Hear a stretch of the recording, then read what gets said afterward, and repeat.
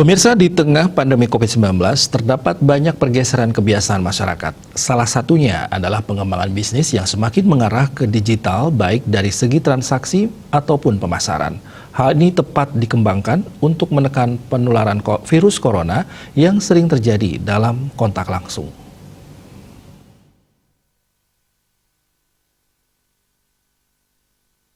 Peluang bisnis tetap terbuka lebar bahkan di tengah pandemi COVID-19 sekalipun.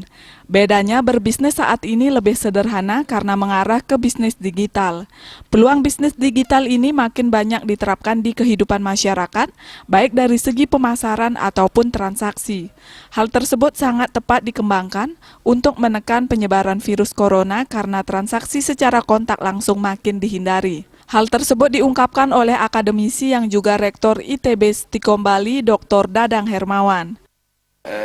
Seperti diketahui bersama bahwa pandemi ini ternyata tidak tahu kapan akan berakhir. Berarti kita sekarang sudah harus memikirkan bagaimana menyongsong masa new normal secepatnya. Ya.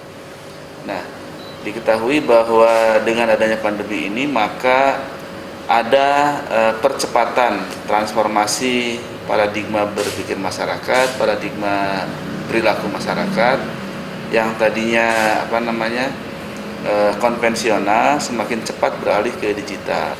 Ya, jadi kalau sekarang ini masih kuliah full online. Nah, tetapi kita akan mulai kuliah hybrid namanya di semester depan nanti di tahun 2021-2022. Itu pun kalau misalnya diizinkan oleh pemerintah, ya, artinya tidak mungkin kurva pandeminya sudah melandai atau bahkan turun. Nah, itu pun. Selain itu, sistem pembelajaran di lembaga pendidikan juga mengarah ke penerapan protokol kesehatan secara ketat, seperti belajar online. Pembelajaran tatap muka harus memenuhi beberapa persyaratan seperti vaksinasi. Pemirsa ingat selalu untuk menerapkan protokol kesehatan COVID-19 secara ketat, yakni memakai masker dengan benar, menjaga jarak, menghindari kerumunan, mengurangi bepergian bila tidak mendesak, meningkatkan imunitas tubuh dan mentaati aturan pemerintah. Desa Aryani, Bali TV.